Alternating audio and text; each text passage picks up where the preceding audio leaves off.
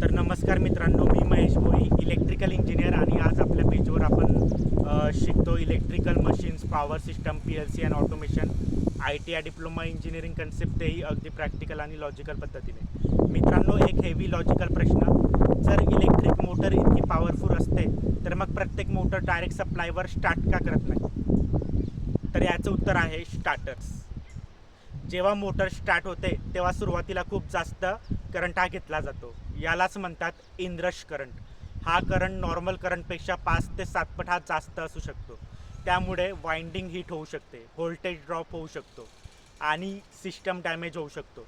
म्हणून वापरले जातात ते TOS starter, star delta starter, auto transformer starter, soft starter आणि आता नवीनच निघाला आहे व्हेरिएबल फ्रिक्वेन्सी ड्राईव्ह VFD. आता मोटर टाईप्स लॉजिकली समजून घेऊया. तर DC मोटर डायरेक्ट करंटवर चालते. यामध्ये स्पीड ही कंट्रोल खूप स्मूथ असतो, म्हणून क्रेन, लिफ्ट्स, रोलिंग मिल्समध्ये वापरतात.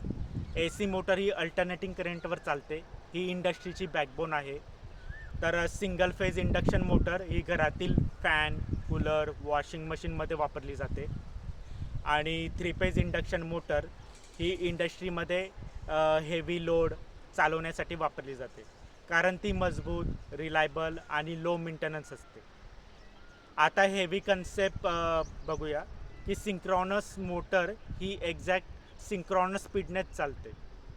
पॉवर फॅक्टर हा इम्प्रूव्हमेंटसाठी वापरतात.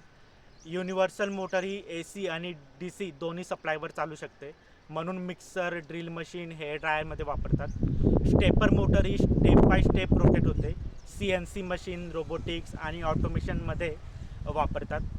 सर्वो मोटर ही हायली ॲक्युरेट पोझिशन कंट्रोल देते. रोबोट आर्म ऑटोमेशन सिस्टम ड्रोनमध्ये वापरतात.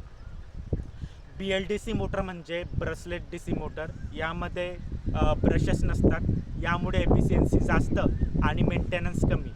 EV व्हेकल्स, ड्रोन्स, कम्प्युटर, फॅन्समध्ये याचा उपयोग होतो.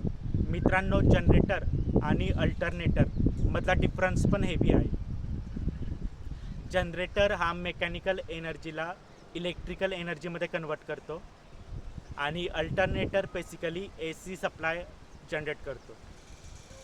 तर मित्रांनो, आज पॉवर प्लांटमध्ये अल्टरनेटर्स वापरले जातात. भावांनो, इलेक्ट्रिकल मशीन म्हणजे फक्त थेरी नाही, तर संपूर्ण इंडस्ट्री चालवणारी पॉवर आहे.